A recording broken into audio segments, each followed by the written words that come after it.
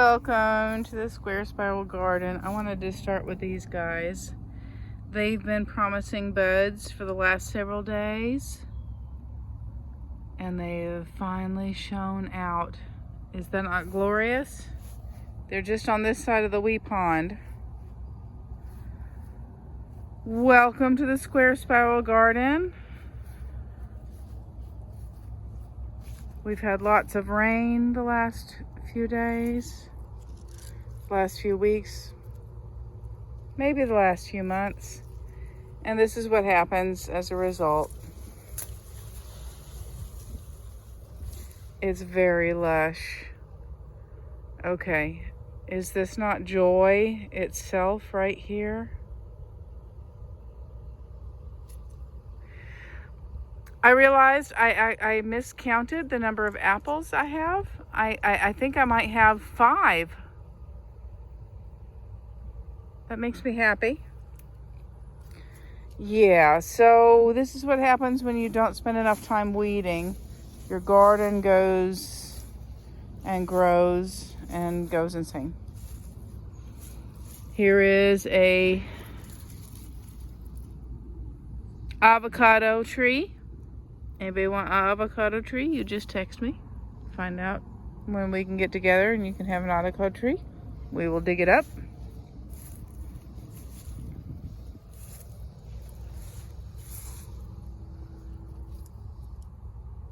These guys are still just insane, going absolutely crazy all over the garden. I love it.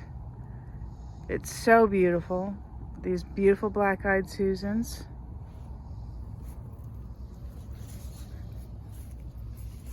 Cannas growing. Now this is only their second year.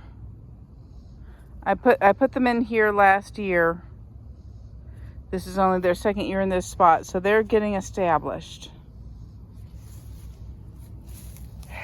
I keep pulling out the mugwort, but I've not pulled out the mugwort in this spot, so it's doing very nicely. By very nicely, I mean it's taking over the world. What I did not realize was this area around the peonies, where I'd been carefully clearing out the mugwort, is now getting taken over by cosmos. So I'm going to have to come back and thin those out. But one of the nice things about the cosmos, which is very invasive, but it's also lovely, it seems to be protecting the sunchokes. So the deer have been attacking the sunchokes. It's what they're going to do because they are deer, because they are herbivores. They're going to come eat. Oh, you little squash bug. Look at you. Marmorated squash bug. You're not from here. You monster. Squish. Ugh. Oh, I was talking about the sunchokes. So the sunchokes have had a chance to grow. And I think it's because the cosmos are helping to protect them. Now, the last couple weeks, one of my very favorite things has been these guys. This is a garlic flower. It doesn't look like flowers anymore because they've all turned into little tiny garlic heads. And these are delicious to cook with. I'm not joking. You can cook with these. You can saute these guys, and you'll have little tiny garlic bits. So good. Now we've established recently that these are called walking garlic. You'll notice how tall they are. Okay, so this is like chest height or shoulder height to me. I am 5'5". So these guys are like 4.5, 5 feet tall.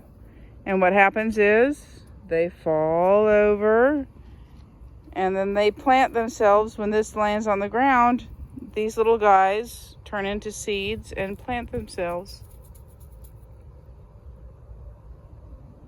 And then you have more tasty garlic than you had before. So my my mustard greens are bolting. That's very appropriate for the temperatures and the water that we've had lately. This is a garlic mustard that bolted back in the spring, and it's already spent its seeds. We have marigolds doing nicely. Sadly, the vine that I pulled up and wrapped around, it did not survive. I don't know why. The vine did not die back at its base. I thought I was going to give it a better chance to get some sunlight. You know, sunlight's absolutely necessary for plants to grow. But this vine did not make it. And that was a Chinese yam.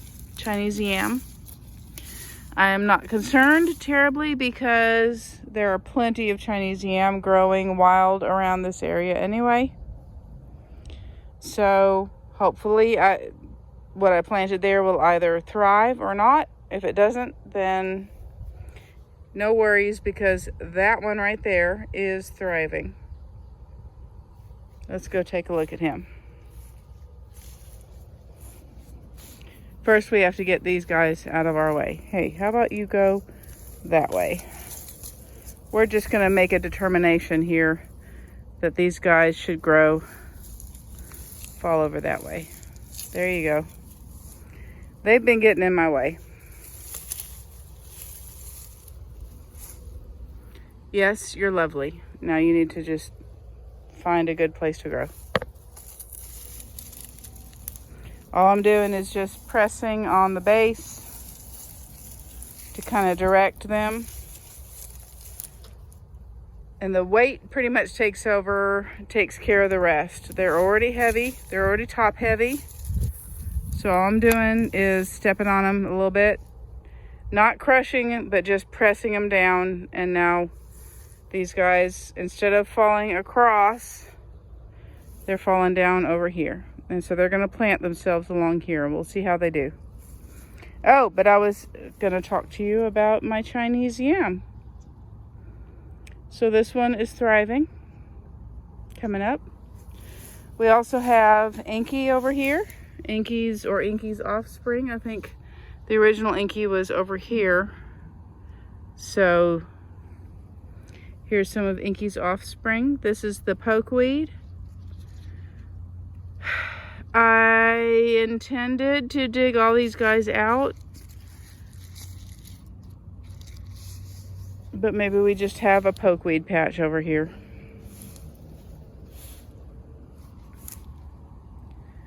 You guys, black-eyed Susans bring me so much joy. They're just so cheerful. So this patch right here, I had spread out seeds for the amaranth, and none of them are coming up. I do have a volunteer paper mulberry. I don't need that. And I have several pokeweed coming up, which I can use next year. Grapevines are doing beautifully, but they still have the fungus that's destroying their fruit. So this is what's happened to the fruit again this year.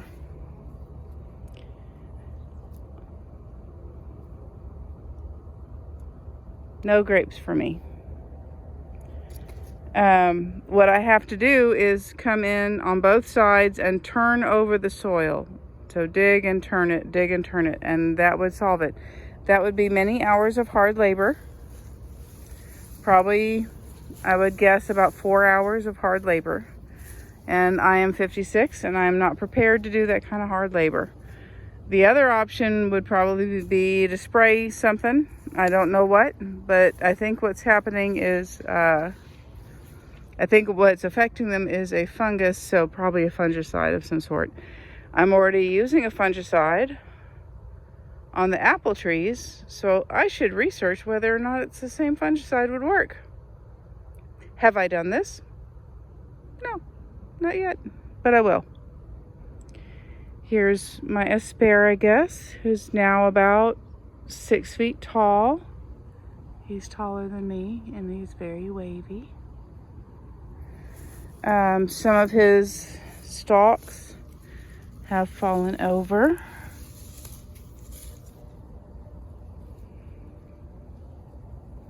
So this particular one, which is out in the full sun, next year, assuming I'm still here next year, I'll be able to harvest from this patch, because it's only in spring do the asparagus, or is the asparagus worthy of eating. Now I've got these guys here, also asparagus. Oh, I have another one over here. Where is it? Now the deer have been eating things. Oh, it's right there. So here's the one we were looking at a minute ago. It's doing really well. This guy's still a singleton, so I will not try to eat this guy next year, because next year it'll probably be 1 or 2 stalks. Well, you know what? Look at that. There is a second stalk. So it's starting to multiply. And that's really good. That's what you're looking for. You're looking for pletification. As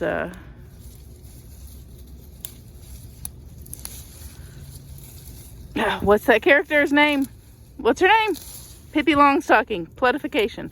Oh, you know what? Look at this. We actually have 3 stalks here. All right, I've just pulled this one up. Maybe it'll get more sunlight now for being up out of the ground. And that'll allow this, so that's 3 stalks there. 1, 2, 3.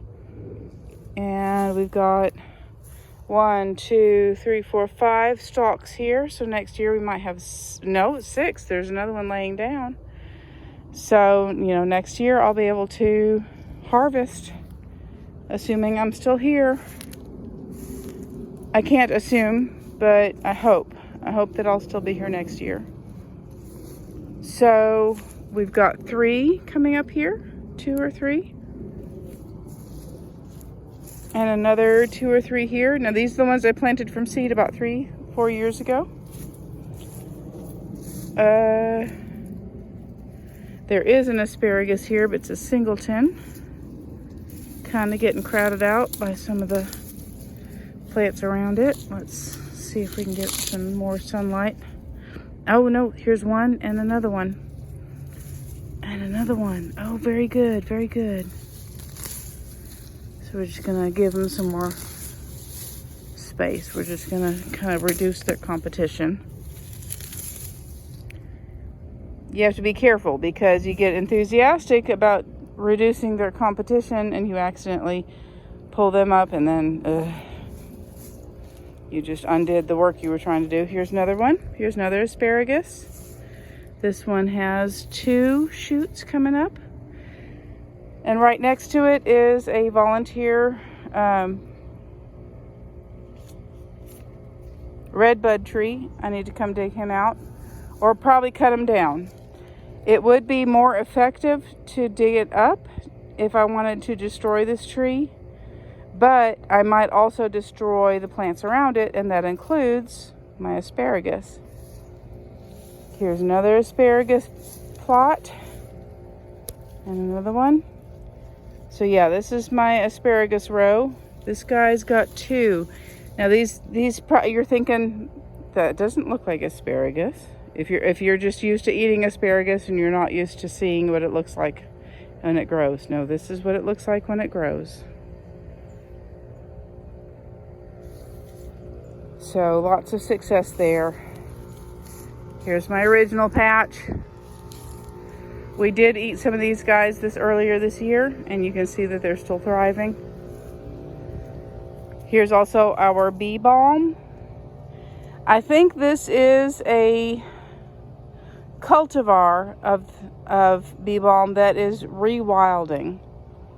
The cultivars are bred to be bright colored and very large, and the natives are more pink and they're smaller. And these guys are sort of in between. So I think this is a cultivar that is going back to native. And honestly, now I cannot remember where I sourced this. I don't remember if I had this before I moved here or if I found this after I moved here. I think I brought this one with me. I think I brought it with me. We also have, in amongst the bee balm, pretty little bee balm, we've got the solidago, also known as goldenrod, growing up, and the serviceberry that will not die. Good on you, serviceberry. Now this is not serviceberry. This is crossvine. That's serviceberry leaves. This is crossvine leaves. I got crossvine coming out my ears, I tell you what. This is crepe myrtle that I need to come and cut down. I'm sorry. I gotta come cut it down. I just have not done that recently. It's been a few months. Now, oh my goodness. There is a... So this is a gladiolus, and in it I found a Japanese beetle. So I've just squished it. Now the fun thing about gladioli is they will lean over, fall over, boop.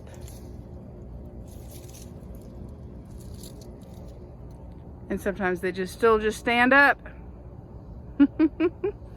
I have gotten great joy out of my gladiolus this year and last year. Now the ones over here have finished their cycle, but there are more coming. Look at this little guy. Isn't he beautiful? Look at that color. Gladiolus have that insanely intense color. I love them.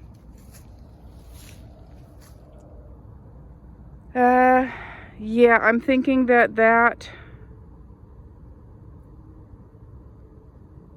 coneflower, that purple coneflower there, has the yellow aster, so I'm probably going to pull that guy out. But the other one earlier on in the garden seems to still be fine. I'm keeping an eye on this one, and I'll probably pull it out. But look at my woad. Now, we've been following the woad blossoms for a while. That's new woad blossoms. It just keeps blooming. Oh, but this guy has gone to seed, and I need to collect these soon. You can still see it's still alive. Woad is a biennial. It only lives for 2 years. So the first year it grows just like a little rosette on the ground. And then the second year it sends up spikes, just like mullein does. And then the spikes flower. Oh, it does not look like mullein at all, but the same thing. They're both biennial. So I need to collect these seeds and then maybe propagate them again next year. I did not get the leaves to my friend who does dyeing, but I don't think she'll mind. She really enjoys sharing seeds. She enjoys sharing the love of gardening. That's Stephanie, my friend Stephanie, and she's happy to share. She's done a lot of seed drops. She's not a very social person. She tends to be a bit reclusive, but if you're in contact with her, she'll be happy to put seeds on her front porch or plants, and you can drop off, and sometimes you can meet her cats. You can also meet my cats. Look at Socky. Here's our new baby. Here's our new baby, Socky. Oh, Socky McSockerton. Yeah, Soccerino. Socky, I have discovered, really likes shoulder rubs, but apparently does not like being filmed.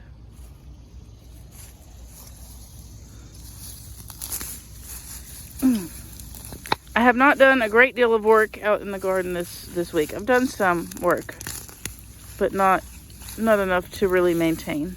Uh-oh. It's an ant colony there.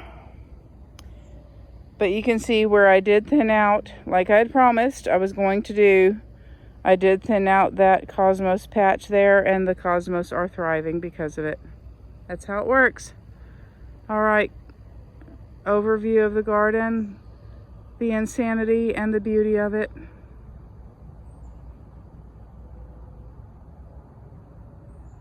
Be well, y'all.